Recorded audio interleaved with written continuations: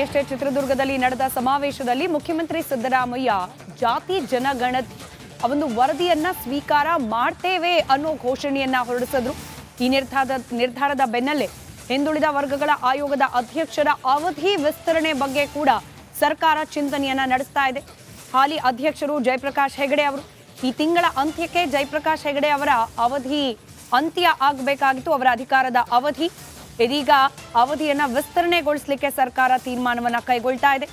ಜಾತಿ ಜನಗಣತಿ ವರದಿ ಜಾರಿಗೆ ಮುಂದಾಗ್ತಾ ಇದೆ ರಾಜ್ಯ ಸರ್ಕಾರ. ಅದರಲ್ಲೂ ಖುದ್ದು ಮುಖ್ಯಮಂತ್ರಿ ಸಿದ್ದರಾಮಯ್ಯ ಅವರೇ ನಿನ್ನೆ ಬಹಿರಂಗ ಘೋಷಣೆಯನ್ನ ಕೂಡ ಹೊರಡಿಸಿದ್ದಾರೆ.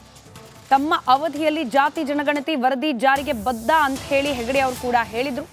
ಇದೀಗ ಅವರ ಅಧಿಕಾರದ ಅವಧಿ ವಿಸ್ತರಣೆಗೆ ಸರ್ಕಾರ ಮುಂದಾಗ್ತಾ ಇದೆ.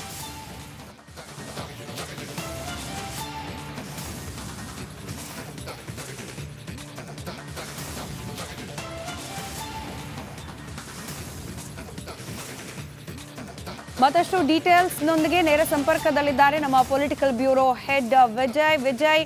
ಇನ್ನೆರಡು ದಿನಗಳು ಕಳೆದಿದ್ರೆ ಜಯಪ್ರಕಾಶ್ ಹೆಗಡೆ ಅವರ ಅಧ್ಯಕ್ಷಗಿರಿಯ ಅವಧಿ ಮುಕ್ತಾಯ ಆಗ್ತಾ ಇತ್ತು. ಈ ಸಂದರ್ಭದಲ್ಲಿ ಸರ್ಕಾರದ ನಿರ್ಧಾರ ಒಂದ್ ರೀತಿಯಲ್ಲಿ ಎಕ್ಸ್ಪೆಕ್ಟೆಡ್ ಮೂವೇ ಇದು ಸರ್ಕಾರದ ಕಡೆಯಿಂದ.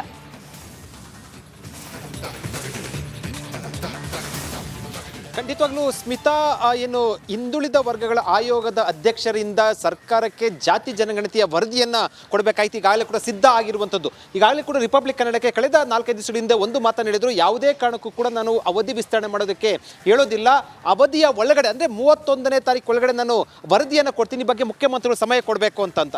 ಆದರೆ ರಿಪಬ್ಲಿಕ್ ಕನ್ನಡಕ್ಕೆ ಬಂದ ಮೂಲಗಳ ಮಾಹಿತಿ ಪ್ರಕಾರ ಬಜೆಟ್ ಪೂರ್ವಭಾವಿ ಸಭೆಗಳ ಇರುವಂಥ ಹಿನ್ನೆಲೆಯಲ್ಲಿ ಮುಖ್ಯಮಂತ್ರಿ ಸಿದ್ದರಾಮಯ್ಯ ಅವರು 15 ದಿನಗಳ ಕಾಲ ಅಧ್ಯಕ್ಷರ ಅವಧಿಯನ್ನು ಮುಂದೂಡಿರುವಂಥದ್ದು, ಅಂದರೆ ವಿಸ್ತರಣೆ ಮಾಡಿರುವಂಥದ್ದು. 15 ದಿನಗಳ ಒಳಗಡೆ ಅಂದರೆ ಇನ್ನು ಬಜೆಟ್ ಪೂರ್ವಭಾವಿ ಎಲ್ಲ ಸಭೆಗಳು ಮುಗಿದ ಬಳಿಕ ಆ ಒಂದು ಏನು ಜಾತಿ ಜನಗಣತಿ ವರದಿ ಸ್ವೀಕಾರ ಮಾಡೋಕ್ಕೆ ತೀರ್ಮಾನ ಮಾಡಿರುವಂಥದ್ದು. ಈ ಹಿನ್ನೆಲೆಯಲ್ಲಿ 15 ದಿನಗಳ ಮುಂದೂಡುವಂಥ ತೀರ್ಮಾನಕ್ಕೆ ಬಂದಿರುವಂಥದ್ದು ಅವಧಿ ವಿಸ್ತರಣೆಗೆ. ಇನ್ನೂ ಕೂಡ ಅಧಿಕೃತ ಆದೇಶ ಆಗಿಲ್ಲ, ಬಹುತೇಕವಾಗಿ ಇಂದು ಅಥವಾ ನಾಳೆ ಆದೇಶ ಆಗ್ಬೋದು. ಮತ್ತೊಂದು ಕಡೆ ಅಧ್ಯಕ್ಷರಿಗಾಗಲೂ ಕೂಡ ಬಹಿರಂಗವಾಗಿ ಹೇಳಿಕೆ ಕೊಟ್ಟಿರುವಂಥ ಹಿನ್ನೆಲೆಯಲ್ಲಿ ಆ ಜಾತಿ ಜನಗಣತಿ ವರದಿ ಸಿದ್ಧ ಆಗಿದೆ. ಅದನ್ನು ಈಗ ಮುಖ್ಯಮಂತ್ರಿ ಸಿದ್ದರಾಮಯ್ಯ ಒಂದು ರೀತಿಯಲ್ಲಿ ಅಡ್ಡಕತ್ತರಲ್ಲಿ ಸಿಲುಕಿರುವಂಥದ್ದು, ಧರ್ಮ ಸಂಕಟಕ್ಕೆ ಸಿಲುಕಿರುವಂಥದ್ದು. ಒಂದು ವರದಿ ಸ್ವೀಕಾರ ಮಾಡಲೇಬೇಕಾದಂಥ ಅನಿವಾರ್ಯತೆ ಇರುವಂಥದ್ದು. ಆದರೆ ಒಂದು ಒಕ್ಕಲಿಗ ಮತ್ತು ಲಿಂಗಾಯತ ಸಮುದಾಯದ ನಾಯಕರು ವಿರೋಧ ವ್ಯಕ್ತಪಡಿಸಿರುವಂಥ ಹಿನ್ನೆಲೆಯಲ್ಲಿ ಒಂದು ರೀತಿಯಲ್ಲಿ ಜಾಣ್ಮೆ ನಡೆಯನ್ನು ಅನುಸರಿಸ್ತಾ ಇರುವಂಥದ್ದು. ನೋಡಬೇಕು, 15 ದಿವಸಗಳ ಕಾಲ ಮುಂದೂಡುವಂಥ ತೀರ್ಮಾನ ಬಂದಿರುವಂಥದ್ದು. ಇನ್ನೂ ಅಧಿಕೃತ ಆದೇಶ ಆಗಿಲ್ಲ. 15 ದಿವಸ ಮಾತ್ರ ಮುಂದೂಡ್ತಾರಾ ಅಥವಾ ಅವಧಿ ಮುಗಿಯೋ ಒಳಗಡೆ ಏನಾದರೂ ಕೂಡ ಸ್ವೀಕಾರ ಮಾಡ್ತಾರಾ ಅನ್ನುವಂಥದ್ದು ಒಂದಷ್ಟು ಕುತೂಹಲಕಾರಿ ವಿಚಾರ ಆಗಿರುವಂಥದ್ದು ಸ್ಮಿತಾ.